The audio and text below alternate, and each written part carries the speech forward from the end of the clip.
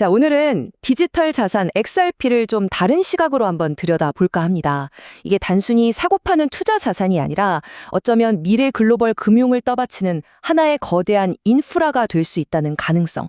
특히 전통 금융 시스템에 익숙하신 분들의 눈높이에서 한번 깊이 있게 분석해 보겠습니다. 오늘 우리가 함께 살펴볼 내용은요. 먼저 지금 금융시장이 어떤 변화의 지점에 서 있는지 짚어보고요. 그리고 기존의 강자인 스위프트와 새로운 도전자 리플이 어떻게 공존할 수 있는지 그 가능성을 들여다볼 겁니다. 이어서 XRP가 실제로 어떻게 작동하는지 그리고 그 결과는 어땠는지 마지막으로 이 모든 것이 자산의 가치와는 어떻게 연결되는지까지 차근차근 파헤쳐 보겠습니다. 자, 그럼 첫 번째 주제부터 시작해보죠. 아시다시피 지난 수십 년간 전 세계 돈의 흐름, 즉 글로벌 결제는 사실상 하나의 이름, 하나의 시스템이 지배해 왔습니다. 그런데 말이죠. 바로 그 시스템 내부에서부터 변화의 바람이 불어오고 있다는 겁니다. 근데 진짜 놀라운 건요. 이런 변화의 핵심을 짚어낸 목소리가 바로 기존 금융 메시징 네트워크의 절대 강자인 스위프트에게서 나왔다는 사실입니다. 이 문장이야말로 오늘 이야기의 핵심을 꿰뚫고 있어요. 미래는 하나가 다른 하나를 완전히 대체해버리는 그런 제로섬 게임이 아니라 여러 개의 길이 나란히 달리는 고속도로처럼 다양한 기술들이 함께 공존하며 작동하는 다중 레일 시스템이 될 거라는 거죠. 아니, 그럼 이게 경쟁이 아니라 공존이라면 대체 어떤 그림이라는 걸까요? 이게 그냥 막연한 예측이 아니라 데이터를 보면 이 흐름이 이미 현실에서 벌어지고 있다는 걸 알 수 있습니다.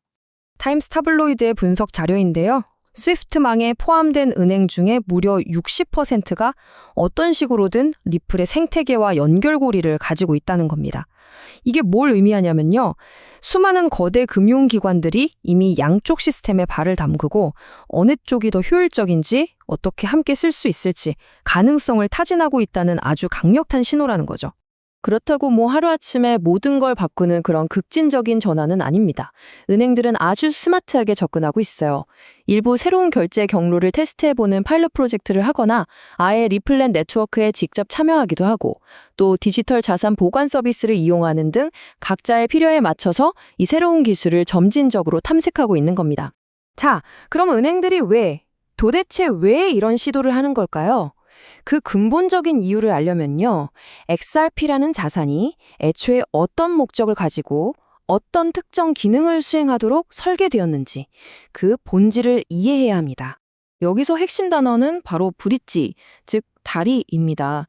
예를 들어 미국 달러를 일본 엔화로 바로 보내는 게 아니고요. 아주 잠깐 XRP라는 중간 다리를 건넜다가 바로 다시 엔화로 바뀌는 거죠. 이렇게 중간 다리를 거치면서 가치 이전이 훨씬 더 빠르고 또 자본도 훨씬 효율적으로 움직이게 되는 겁니다. 이 과정을 보면 정말 간단해요.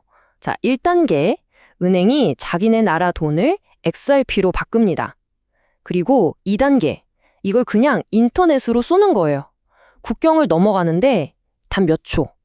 그리고 바로 3, 4단계를 거쳐서 받는 쪽 나라 돈으로 착 바뀌어서 계좌에 꽂히는 거죠.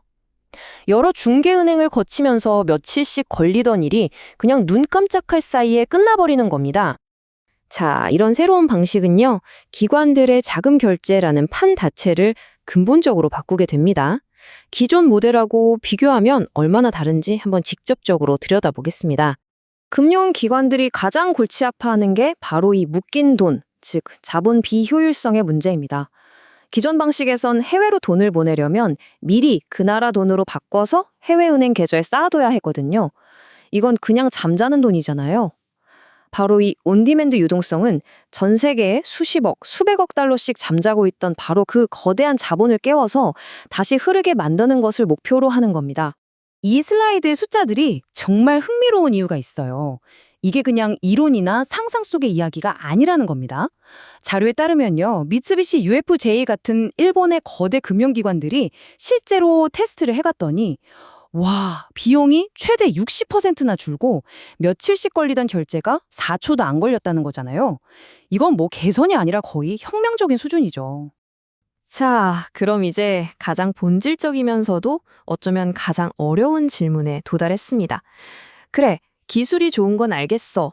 근데 그래서 이 기술이 널리 쓰이게 된다면 XRP라는 자산의 가치는 과연 어떻게 매겨져야 하는 걸까요?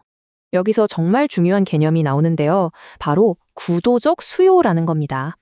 이건 앞으로 오를 것 같으니까 사자는 식의 투기적 수요하고는 차원이 다른 이야기입니다. 예를 들어 우리가 자동차를 굴리려면 기름이 반드시 필요한 것처럼 이 결제 시스템이 원활하게 돌아가기 위해서 이 자산이 필수적으로 요구되는 그런 상황을 말하는 겁니다. 그러니까 분석가들이 이렇게 말하는 겁니다. 주식의 가치를 평가하는 전통적인 잣대, 예를 들어 이 회사가 돈을 얼마나 버는가 같은 기준으로 이런 유틸리티 자산을 평가하려고 하면 안 된다는 거죠. 그건 마치 줄자를 가지고 무게를 재려는 것과 같은 근본적인 카테고리에 오류라는 겁니다. 대규모 기관들이 이 기술을 실제로 사용하기 위한 가장 큰 허들이 바로 이 유동성 문제입니다. 한번 상상해 보세요. 얕은 웅덩이에 큰 돌을 던지면 물이 사방으로 다 튀고 난리가 나겠죠? 그런데 아주 깊은 호수에 던지면 그냥 콩덩하고 잠잠하잖아요. 수십억 달러라는 거대한 돈의 흐름을 거래할 때 가격이 출렁이지 않고 그걸 전부 안정적으로 받아내려면 이 유동성이라는 호수가 어마어마하게 깊어야 한다는 겁니다. 바로 이 지점에서 가치를 보는 관점이 180도 바뀌게 됩니다.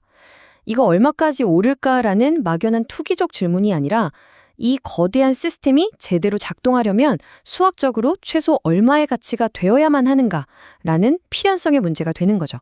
실제로 우리가 검토한 분석들을 보면요. 전 세계 기업 간 결제액의 아주 일부인 단 5%, 그러니까 매일 약 44억 달러만 처리하려고 해도 그 막대한 자금 흐름을 안정적으로 감당하려면 자산의 계단 가치가 지금과는 비교도 안 되게 필연적으로 높아져야만 한다는 계산이 나옵니다. 결국 오늘 살펴본 내용들을 종합해보면 미래 금융의 모습은 어느 하나가 다른 하나에 완전히 없애버리는 그런 세상이 아닐 가능성이 높아 보입니다.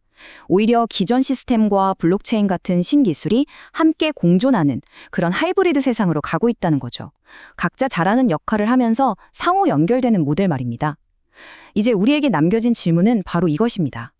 과연 이 서로 다른 시스템들이 어떻게 손을 잡고 우리 모두를 위해 더 빠르고 더 저렴하고 더 효율적인 금융의 미래를 열어갈 수 있을까요?